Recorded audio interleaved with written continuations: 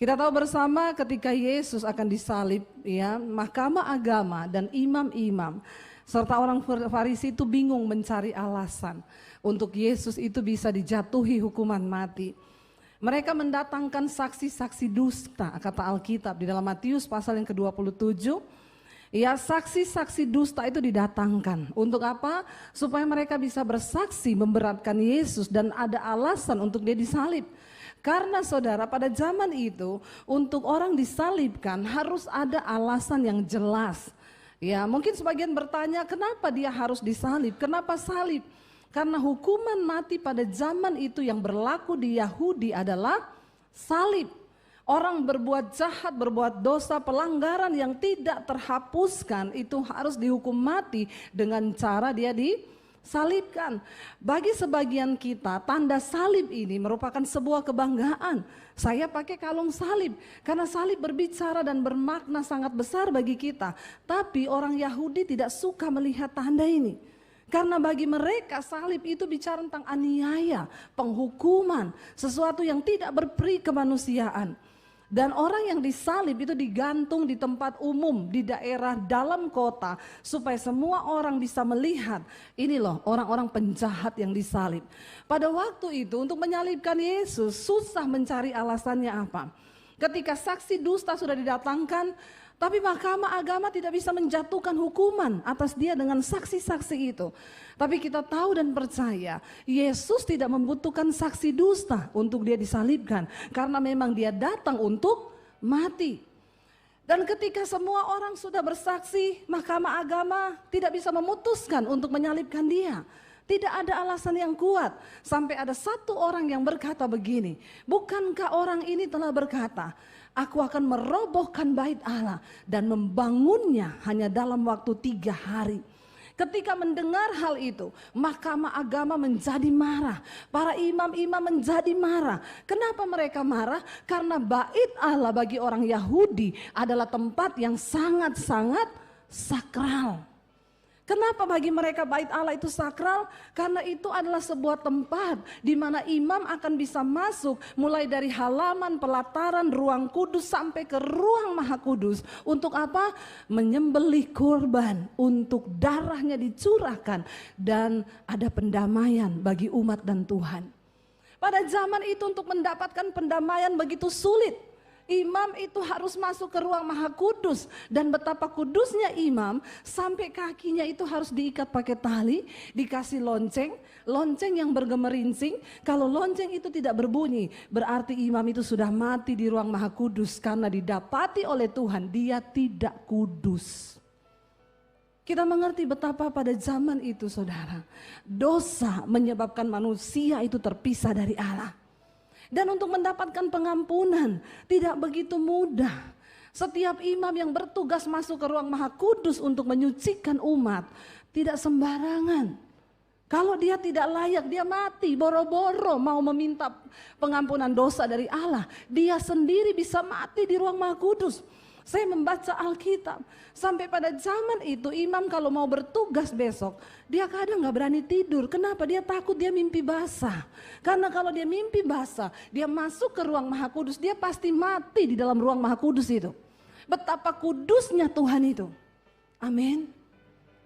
Walaupun Yesus sudah mati bagi dosa kita, Allah itu tetap kudus dan maha kudus.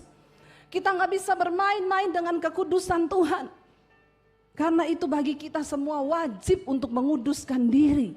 Nah, kita akan belajar saudara, kenapa Yesus harus mati.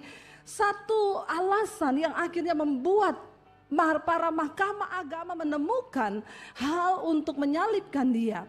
Mereka berkata, dia ini sudah menghujat Allah. Masa dia berkata dia akan merobohkan bait Allah itu dan membangunkannya kembali dalam waktu hanya 3 hari. Dan itu terbukti ketika Yesus disalib. Alkitab berkata tabir pemisah antara ruang maha kudus itu terbelah menjadi 2. Itu artinya apa saudara? Tidak ada lagi penghalang untuk kita bisa datang kepada Tuhan. Darah Yesus tercurah untuk menyucikan dosa kita. Karena Allah Bapa tahu adalah satu hal yang sangat menyiksa bagi manusia ketika hubungan kita dengan Tuhan itu rusak. Tidak ada yang lebih mengerikan daripada seorang manusia yang hubungannya dengan Tuhan itu rusak. Karena itu semua orang bisa datang kapan saja kepada Tuhan. Dia nggak perlu menyembelih kambing domba. Saudara bisa bayangkan. Karena dosa Adam, setiap kita masuk dalam dosa keturunan. Dan sejak hari itu dalam hukum Taurat, Tuhan memberi hukum-hukumnya agar manusia itu bisa bertemu dengan Tuhan kembali. Tapi saudara bisa bayangkan kalau Yesus tidak mati, maka setiap tahun imam itu harus mempersembahkan. Kita pun kalau bikin dosa, kita harus datang ke bait suci, kita harus mempersembahkan anak kambing domba untuk dipersembahkan darahnya tercurah. Saya mau tanya, kalau sampai hari ini Yesus tidak mati, kira-kira cukup nggak itu kambing domba di pasar untuk membayar dosa kita? Jemaat WTC saja sudah borong habis semua di Tangerang. Karena kita ini tiap hari bikin. Nah Yesus mati dikatakan tabir itu terbelah menjadi dua. Dan digenapi dia berkata, buktikan itu akan dirobohkan dan dalam waktu 3 hari aku akan membangunnya kembali. Artinya apa? Ketika dia mati, kutuk dosa itu diputuskan, kutuk maut itu diputuskan. Setiap saudara dan saya berhak untuk datang kepada Tuhan secara pribadi. Karena itu ndak usah titip-titip doa sama pendeta, amin. Jangan titip doa, datang sendiri sama Tuhan. Tidak ada pendeta yang hebat, tidak ada saudara siapapun yang hebat. Yang ada itu Tuhan yang hebat dengan imanmu yang hebat. Katakan amin. Tidak usah titip-titip doa. Engkau punya hak istimewa karena tabir itu sudah terbelah. Jangan datang sama saya. Banyak orang datang, Bu Debbie, saya tuh bergumul Bu, Ibu tolong doakan. Enggak, saya tidak akan berdoa buat saudara. Saudara cari Tuhan sendiri. Masuk ke kamar, tutup pintu, berlutut. Supaya engkau mengalami Tuhan secara pribadi. Karena saya pun tidak akan menangis buat saudara. Saya enggak akan menangis buat anakmu. Saya tidak akan menangis buat suamimu. Karena saya tidak mencintai suamimu. Amin. Mana mungkin saya berdoa menangis. Doa yang didengar Tuhan, doa yang lahir dari hati. Kenapa kita bisa berdoa dari hati? Karena kita punya cinta kepada suami kita cinta kepada istri kita cinta kepada anak kita. Itu berbeda. Yesus sudah menyelesaikannya, tidak ada lagi penghalang. Anda bisa masuk kapan saja. Tapi jangan bermain-main dengan darah perjanjian itu. Nanti kita akan lihat saudara. Yuk kita lihat sekarang Matius 27. Kita baca bersama saudara, kubur Yesus dijaga ayat 62 mulai. Firman Tuhan berkata begini, keesokan harinya, yaitu sesudah hari persiapan, datanglah imam-imam kepala dan orang-orang Farisi bersama-sama menghadap Pilatus. Yesus sudah mati ya. Ayat 63, dan mereka berkata, Tuan kami ingat bahwa si penyesat itu, mereka tujukan ini kepada Yesus. Sewaktu hidupnya dia berkata, sesudah 3 hari aku akan bangkit. Ya, ayat 64. Karena itu mereka bilang kepada Pilatus, perintahkanlah untuk menjaga kubur itu sampai hari yang ketiga. Jikalau tidak, maka murid-muridnya mungkin datang untuk mencuri mayat Yesus itu. Lalu mengatakan kepada semua rakyat bahwa ia telah bangkit dari antara orang mati. Sehingga penyesatan yang terakhir akan lebih buruk akibatnya daripada yang pertama. Mereka bilang, dia kan udah bilang dia akan bangkit pada hari yang ketiga. Suruh jaga supaya jangan sampai murid-muridnya datang untuk mencuri mayatnya. Ayat yang ke-65. Kata Pilatus kepada mereka, ini penjaga-penjaga bagimu. Dikasih saudara para prajurit. Pergi dan jagalah kubur itu sebaik-baiknya. Maka pergilah mereka dengan bantuan penjaga-penjaga itu. Mereka memateraikan kubur itu dan menjaganya. Ditutup saudara pakai batu yang besar. supaya mayat itu tidak bisa dicuri, dan mereka berjaga di depan pintu Yesus, pintu kuburannya Yesus. Kalau sebagian orang berkata sampai hari ini, oh Yesus itu nggak bangkit, cuma mayatnya dicuri. Maaf, di dalam Alkitab jelas ditulis dan dicatat, ini ada faktanya, bahwa pada zaman itu tentaranya Pilatus ikut menjaga kuburan supaya dia tidak dicuri, mereka beranggapan. Kita baca Matius 28, kebangkitan Yesus, ayat yang pertama. Setelah hari Sabat lewat, menjelang menyingsingnya fajar pada hari pertama minggu itu, pergilah Maria Magdalena dan Maria yang lain menengok kubur itu. Ayat 2, maka terjadilah gempa bumi yang hebat, sebab seorang malaikat turun dari langit dan datang ke batu itu untuk menggulingkannya, lalu duduk di atasnya. Jadi siapa yang menggulingnya? Malaikat. Karena orang saja nggak bisa, batu itu gede, ya, penutup gua kuburan itu, saudara. Lalu dikatakan di sana malaikat itu turun, gempa bumi terjadi, lalu batu itu digulingkannya. Ayat 3, wajahnya bagaikan kilat dan pakaiannya putih bagaikan salju. Ayat yang keempat, dan coba baca sama-sama. Dan penjaga-penjaga itu gentar ketakutan dan menjadi seperti.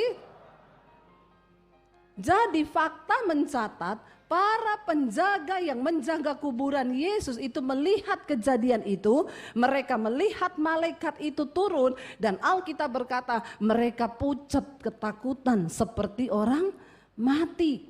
Ayat yang kelima, akan tetapi malaikat itu berkata kepada perempuan-perempuan itu, janganlah kamu takut, sebab aku tahu kamu mencari Yesus yang disalibkan itu.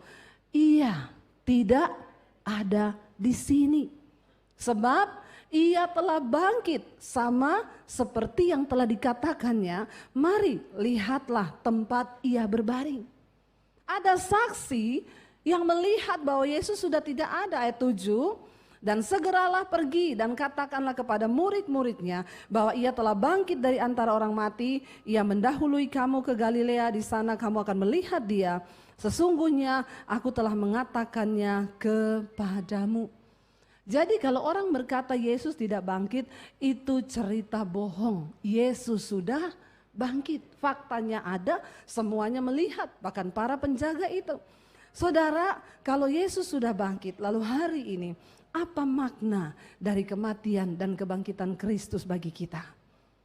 Bukan tidak ada apa-apanya. Ini penting sekali bagi iman kita. Ini adalah sesuatu yang sangat penting bagi kita orang Kristen untuk tahu. Mari kita lihat bersama 1 Korintus pasal yang ke-15, ayat yang ke-14 mulai. 1 Korintus 15 ayat 14 berkata begini, kita baca bersama-sama dengan suara yang nyaring. 1, 2, 3. Tetapi andai kata Kristus tidak dibangkitkan, maka sia-sialah pemberitaan kami dan sia-sia juga kepercayaan kamu. Yang pertama saudara, kalau Yesus nggak bangkit, buat apa kita percaya kepada dia? Hanya satu agama yang memberikan satu jaminan kepastian, bahwa Tuhan kita adalah Tuhan yang datang ke dalam dunia, dia mati, bahkan dia bangkit, dan sejarah mencatat itu. Bahkan tempatnya ada, nyata. Alkitab adalah firman Tuhan yang hidup. Kalau Yesus nggak bangkit, kita pulang aja, nggak usah ibadah hari ini. Amin. Karena Yesus bangkit, makanya tidak menjadi sia-sia kepercayaan kita kepada dia. Hari ini saya mau bilang, saudara sudah berada di tempat yang benar, dengan iman yang benar, dengan harapan dan pengharapan yang benar kepada Tuhan Yesus Kristus, Tuhan yang mati dan bangkit. Lalu saudara, kalau dia memang bangkit, kenapa sih dia bangkit? Kita lihat ayat 19, kita lompat. Ayat 19 berkata begini.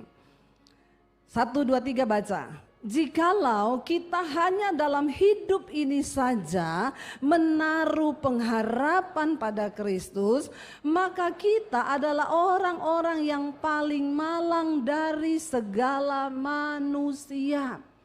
Orang itu dikatakan malang bukan waktu dia miskin. Orang yang paling malang bukan orang yang tidak punya uang. Jangan saudara salah. Engkau berpikir kemiskinan adalah hal yang paling malang. Tetapi orang yang paling malang, mereka yang percaya kepada Yesus hanya sampai di hidup ini saja, tetapi tidak sampai pada hidup yang akan datang. Makanya banyak orang murtad tinggalkan iman. Ketika dia melihat masalahnya tidak ada jalan keluar, ketika dia melihat Tuhan tidak pulihkan pekerjaannya, ketika dia melihat sakitnya tidak sembuh, lalu dia mulai mundur dan meninggalkan iman. Engkau orang yang paling malang. Jangan taruh harapanmu hanya sampai di dunia ini saja kepada Yesus. Karena itu orang yang percaya kepada Yesus, engkau memiliki sebuah pengharapan. Bahkan mati adalah sebuah keuntungan bagi kita yang percaya. Katakan, amin. Makanya jangan takut mati. Siapa yang takut mati? Siapa yang sudah siap mati? Yang sudah siap mati boleh angkat tangan, saya mau lihat. Yang siap bukan yang mau loh. Yang siap mati angkat tangan. Yang takut mati angkat tangan. Yang bingung angkat kaki. Karena semua bingung di sini ya. Saudara, Anda siap atau tidak? Anda mau atau tidak? Kalau sudah waktunya dipanggil, Anda menghadap. Uangmu tidak bisa menyelamatkan engkau. Hartamu tidak bisa menyelamatkan. Bahkan deposit, engkau mau kaya sekaya apapun, tidak bisa beli nyawa. Itu adalah kedaulatan Tuhan. Daripada engkau tidak siap, lebih baik. Amin.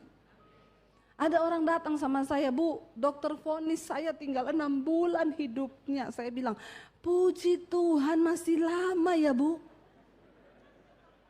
Loh jangan tertawa, lama 6 bulan saudara. Saya bilang ibu bersyukur, ibu dikasih waktu sama Tuhan 6 bulan untuk siap-siap. Bu, ada orang gak dikasih tahu Bu, lagi duduk sehat semua ini, nanti malam mati.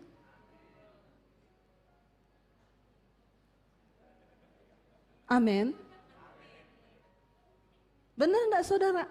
Saya bilang sama ibu itu, ada orang Bu, enggak dikasih tahu matinya kapan. Dokter periksa semuanya baik. Tekanan darah baik, gula baik, semua baik. Lagi terima hasil general check up loh kemarin, semua baik. Datang ke gereja senang, ditanya sama temannya, kamu senang banget kenapa? General check upku baik semua, jantung bagus, gula darah bagus, tekanan ini bagus, semua bagus. Terus senang dong aku mimpin pujian hari itu. Lagi nyanyi, dia bilang siapa yang mau kesaksian? Gak ada, ya udah kita naikin pujian lagi satu. Musik main baru mau nyanyi, jatuh mati di mimbar. Hasil check up baik, semuanya baik. Jangan engkau taruh imanmu, jangan engkau taruh nyawamu kepada hasil check up.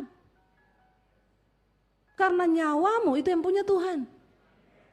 Amin.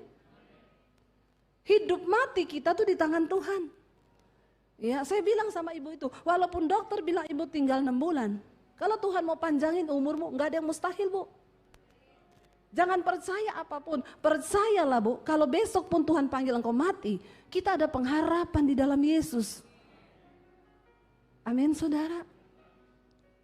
Teman saya suaminya meninggal mendadak, nggak sakit nggak apa, dia cuma ngomong, Pak aku siapin makanannya, turun ke bawah, 30 menit siapin makanan. Tinggalin suaminya lagi main handphone di kamar, naik, udah meninggal di tempat tidur. Nangis dia bilang, Bu Debbie kalau saya nggak turun cuma 30 menit loh Bu.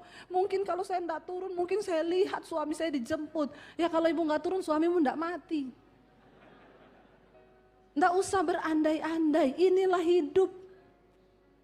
Karena itu seriuslah untuk kematianmu, jangan cuma serius untuk hidupmu. Amin. Tadi pagi saya sampaikan saudara kalau kita mati, mungkin anak kita nangis, suami kita nangis, istri kita nangis, keluarga kita nangis, teman-teman kita ada yang datang, ada yang tidak datang karena sibuk, ada yang cuma kirim bunga. Lalu mereka akan menangis 1-2 hari, waktu engkau dikubur mungkin keluargamu masih sedih. Tapi seminggu kemudian mereka sudah ngopi, nonton TV, nonton lawak, ketawa-ketawa. Dan kita sudah dilupakan yang mati. Lalu dia akan mulai mencari pengganti posisimu. Apalagi bapak-bapak kalau istrinya mati, cepat dia cari pengganti. Bapak-bapak yang di sana, yang di sini tidak. Di sini bapak-bapaknya semua luar biasa. Insya Allah. Ya, benar enggak? Cepat dia cari pengganti. Sampai ada bapak-bapak dia ke kuburan, saudara tuh istrinya mati, dia sedih. Tiap minggu dia ke kuburan bawa bunga sama kipas angin. Ditanya orang, bapak kenapa bawa kipas angin? Istri saya berpesan, sebelum kuburan saya kering kamu tidak boleh kawin lagi. Jadi saya bawa kipas angin supaya cepat kering. Bertobat. Tapi memang sudah nggak ada urusan. Mau secinta apapun engkau pada suamimu, waktu kau mati dia cari pengganti. Kalau engkau sebagai bos, maka akan ada orang yang menggantikan posisimu. Semua yang hidup akan melupakanmu. Bahkan sekaya apapun orang nggak ada kan yang simpan jenazah di kamar? Ada? Aduh suamiku ini aku cinta sekali. Aku mau awetkan mayatnya, aku taruh di kamar. Ada? Enggak rela, biar orang sebaik apapun, sekaya apapun, enggak ada, engkau akan dilupakan. Dan pada akhirnya engkau harus mempersiapkan dirimu untuk berjumpa dengan Sang Penciptamu dan memberikan pertanggungan jawab terhadap hidupmu di dunia ini. Karena itu selama engkau hidup, seriuslah tentang matimu. Amin.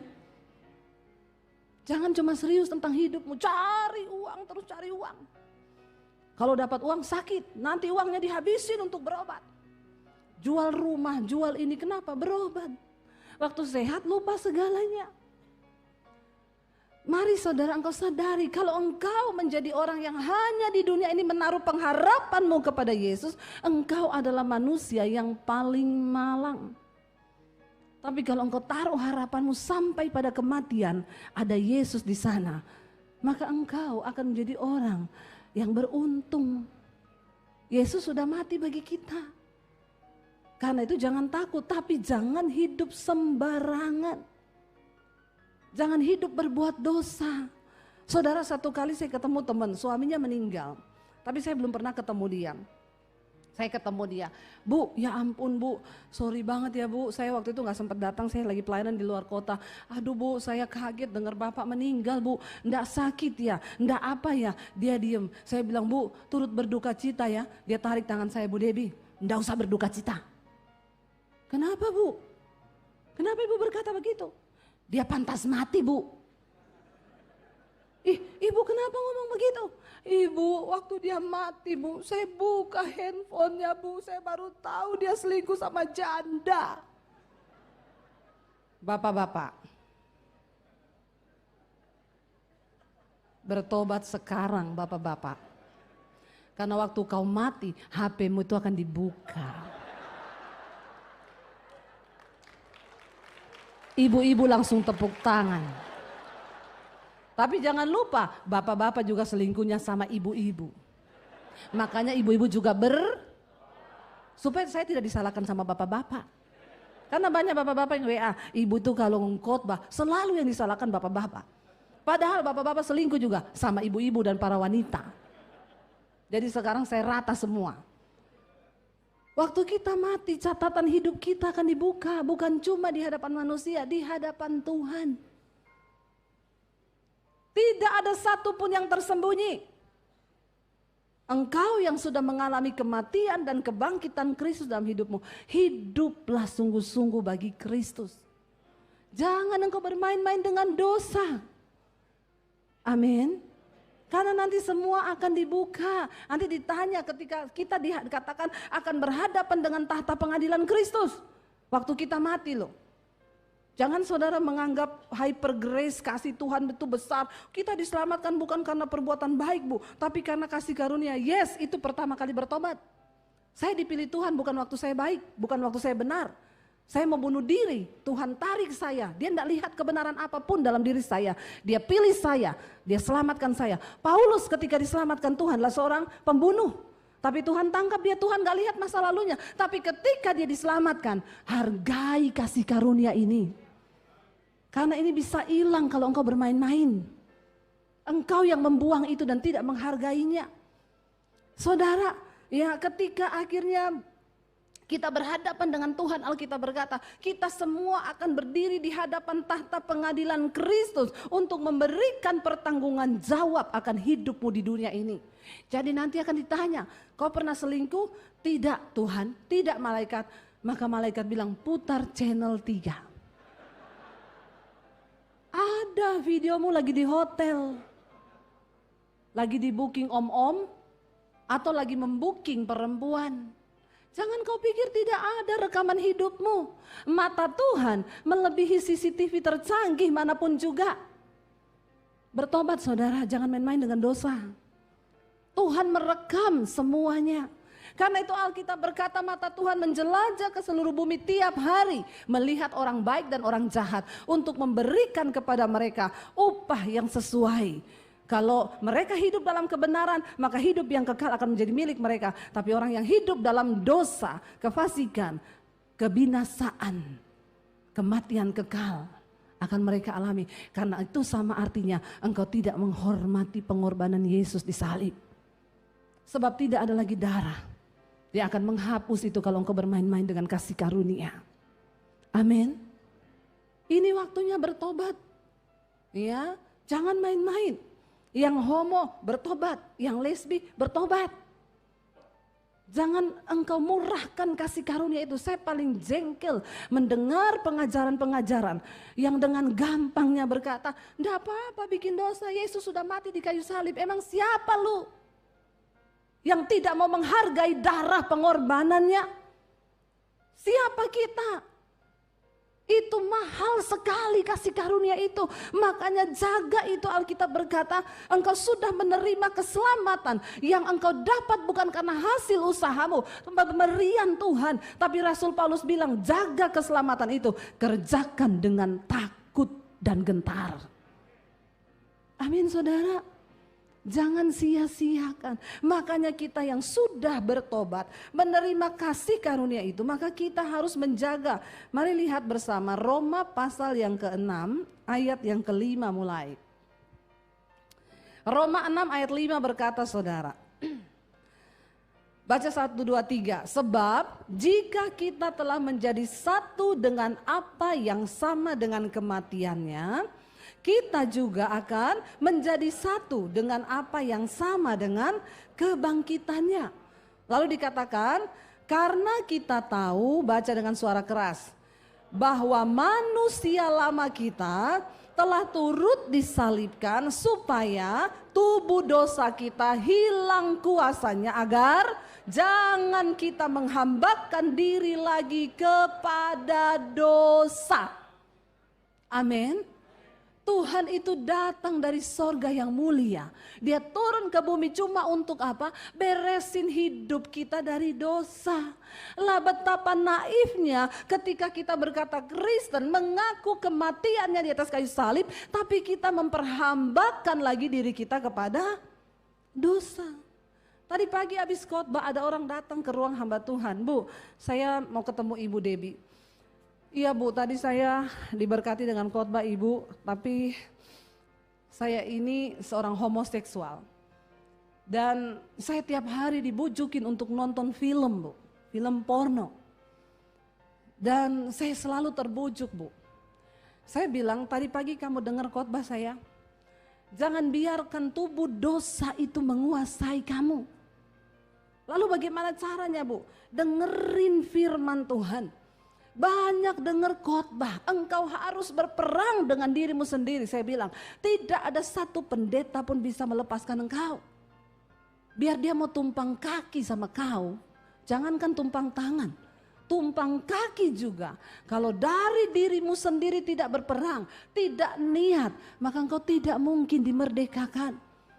Bagaimana caranya Bu? Yesus berkata, di mana ada kebenaran, di situ ada kemerdekaan.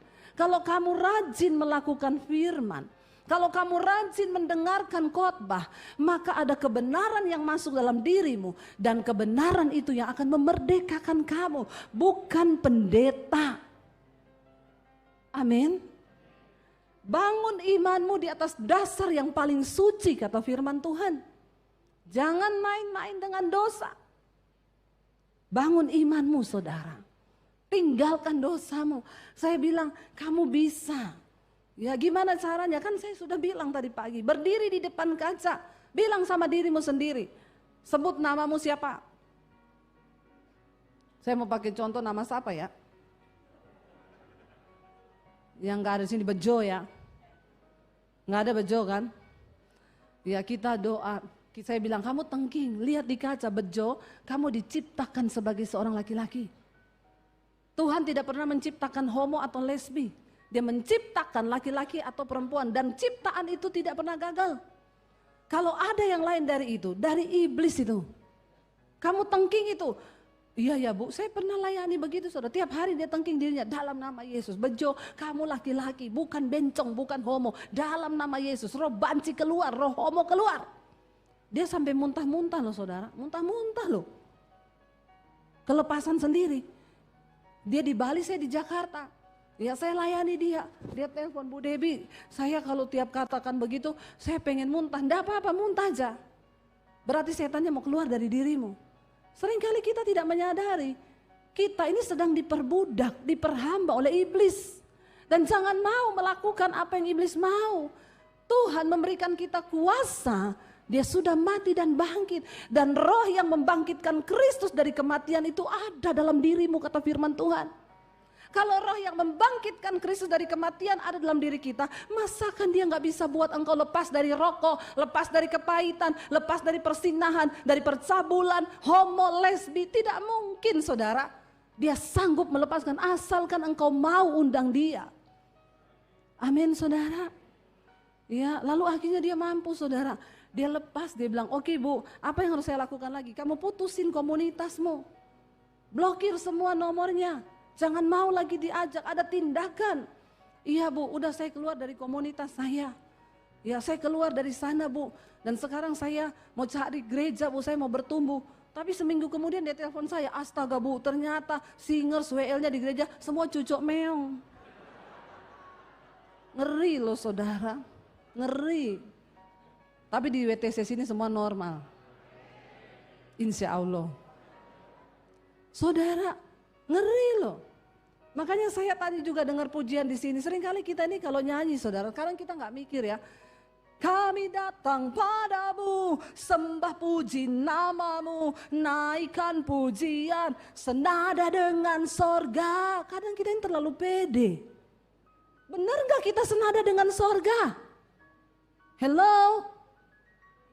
Betapa kudusnya Tuhan itu. Dan kita dengan gampangnya ngomong saya mau nyanyi itu saya mikir dulu. Apakah benar saya ini senada dengan sorga? Makanya iblis kadang lihat di gereja, biarin aja. Pede banget nyanyi lompat-lompat. Kami datang padamu, sembah sujud namamu. Maaf saudara, tidak semudah itu engkau berkata engkau hidup senada dengan sorga.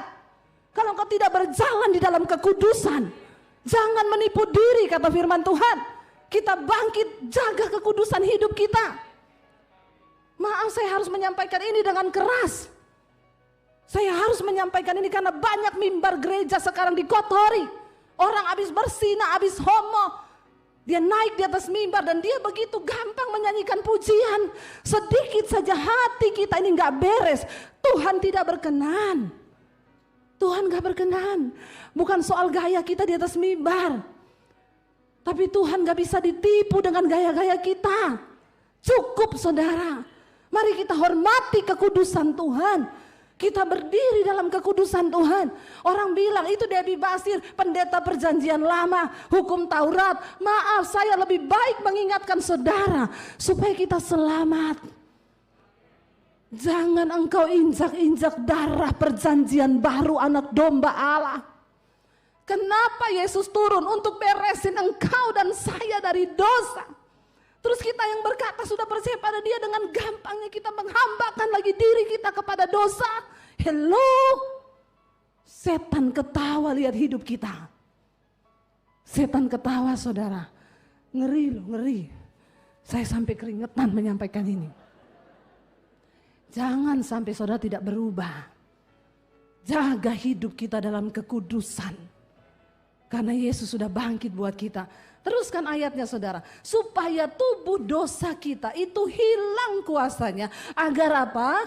Jangan kita menghambakan diri lagi kepada dosa. Sebab apa? Sebab siapa yang telah mati, ia telah bebas dari dosa. Jika kita telah mati dengan Kristus, kita percaya bahwa hidup kita akan hidup juga dengan Dia saudara, karena kita tahu bahwa Kristus ya sesudah ia bangkit dari antara orang mati, ia tidak mati lagi, mau tidak lagi berkuasa atas dia. Sebab kematiannya adalah kematian terhadap dosa. Berapa kali? 1 kali untuk selamanya. Jangan main-main, tidak ada lagi darah menghapus dosamu. Dan kehidupannya adalah kehidupan bagi Allah. Saya minta kita baca bersama, ini makna dari kebangkitan Kristus. Baca 1, 2, 3. Demikianlah hendaknya kamu memandangnya, bahwa apa? Kamu telah mati bagi dosa, tetapi kamu hidup bagi Allah dalam Kristus Yesus. Sebab itu hendaklah dosa jangan berkuasa lagi dalam tubuhmu yang fana, supaya kamu jangan hidup menuruti keinginannya.